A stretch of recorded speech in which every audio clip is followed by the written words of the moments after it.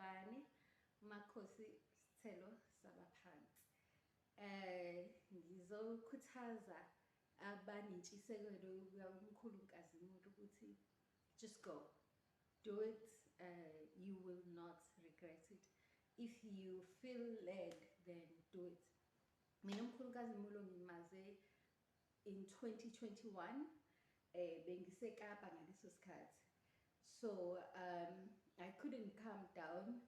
Wangishayela umhlahlo online, you know, and wangilethela wabona ukuthi yini enginayo, wabona ubunyanga bami, wakwazi ukubona kahle. Lapha abanye abantu babedidekile, bengithatha kuthiwa kufanele ngihambe ngiyothwasa.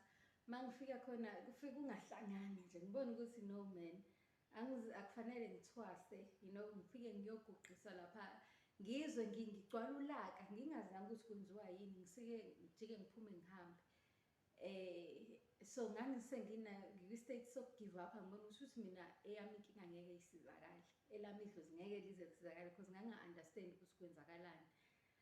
Then ngathola umkhulu wangishayela umhlahlo, wangitshela ukuthi mina nginobunyanga, wangitshela futhi ukuthi nginamakhosi, wathi akufanele ngihambe ngiyoguqa emizini yabantu. So wanginikeza igobongo. Ngathi menginikeza igobongo elokuqala ngalidla, ngasheshe ngalizwa ukuthi asazwani nalo, ngamtshela umkhulu, wasengilethele elinye. Yileyo nto engingayisho ukuthi akakuforce ukuthi wenze into ethile. He doesn't have he doesn't have a solution for everyone, you know, a blanket solution. Kodwa une solution customized and tailor-made to you, ngoba uconnecta nabakini, kube yibona bamtshelayo ukuthi wena udinga ini. Ngoba wathi mase ngilethele lesibili igobongo, ngathi ngiliphatha nje, ngoba wayengithumele ngePaxi yakwaPep. Ngathi ngiliphatha nje lelo gobongo, ngezwe ukuthi okay, this is it, we are working now. I just held it in my hands and I knew this is the one, this one is going to help me. Nangempela impilo yaba right, ngaphila. And from there izinto zahamba kahle, ngabona ukuthi no man, I'm popping, life is good, I don't need ukuthi ngiqhubeke nezinto zobunyanga. Ngakhohlwa, ngayiqhubela nempilo yami. Fast forward to now, I have moved, I'm here in KZN, and kwaqala kakhulu, you know, I got issues zedlozi lapha kama ngempela ke ngamandla idlozi, ngagula ngangakwazi ukuhamba kahle.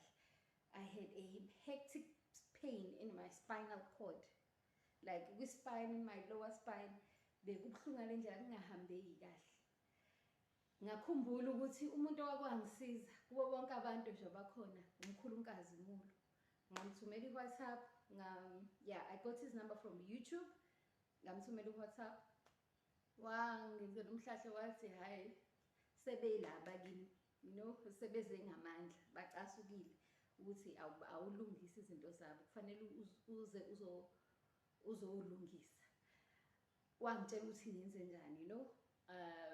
Ngashwela ezedlozini, ngalandela ama-steps akhe, ngaba ngcono. I was good enough to get there, to drive to Pietermaritzburg, but bengingekho right. Ngifika khona bengibanjiwe ngingakwazi ukuhamba kahle. The pain was so hectic, and before nize nithi maybe I have a medical condition, no, I was not exercising, I hadn't done any of those things. But ngiyaya kodokotela, bangitshela ukuthi I have a muscle spasm, bangitshela izinto, banginikeza medication ingenza ngibe worse. Angifuni nqamanga, even the painkillers, I remember there was this painkiller engangithi mangiyiphuzile ngizwa kahle umzimba wami ukuthi uyayi-ejector. So it was not a medical condition. Mangifika kwamkhulu, ngifike it was a Friday. No, I got there on a Thursday night, on a Thursday morning, early in the morning, because of the pain. Ngavuka ngaya khona. Nangifika kwashesha. That's another thing. He's very quick and he's very dedicated. I was really surprised because kwezinye indawo uthi uma ufika khona umuntu akanaso isikhathi. but he was very dedicated. Sashesha senze izinto zakhona angifuni ukuya in details ukuthi senzani because maybe they were unique to me angazi. Kodwa nje wangenzisa izinto eziningi in one day, a whole lot of things. Kwacaca ukuthi kwenzakalani.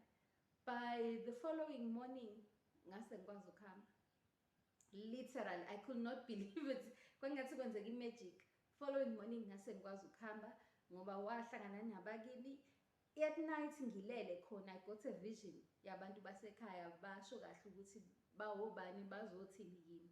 Ngakusasa ekseni ngashaya igobongo elimnyama ngaphila. Like lela yengenzele lona elithakwe with izinto lezi ezi extra angibekele zona ezishiwo abasekhaya kithi bamtshela yena umkhulu. So I would like to encourage anyone ukuthi ningasabi, especially nina namakhosi nobunyanga. You're very skeptic. Nami I'm very skeptic. Angithandi ukuhamba zonke indawo ngoba sengidlalile abantu kakhulu. Abanye hayi ngoba beqondile ukungidlala kodwa bebengakwazi, bebengaboni, bebengeke baze bangibone, especially endaweni la bebeyizangoma kakhulu bekungahlangani kahle hle, bebengazi ukuthi bangitreat kanjani.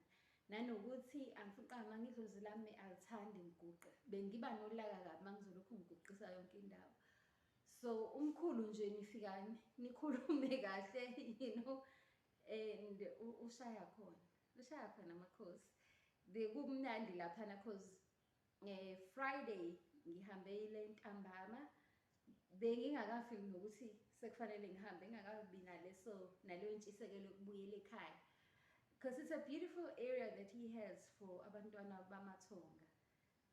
Uyidedicatile, yikho ngithema ngibuya ngathi hayi ake ngiyenze le video ngoba mina ngiyaqala ukubona umuntu oyimisele kanje ngomsebenzi wedlozi aze invest kangaka nendawo. You know, I felt like I was in a dlozi retreat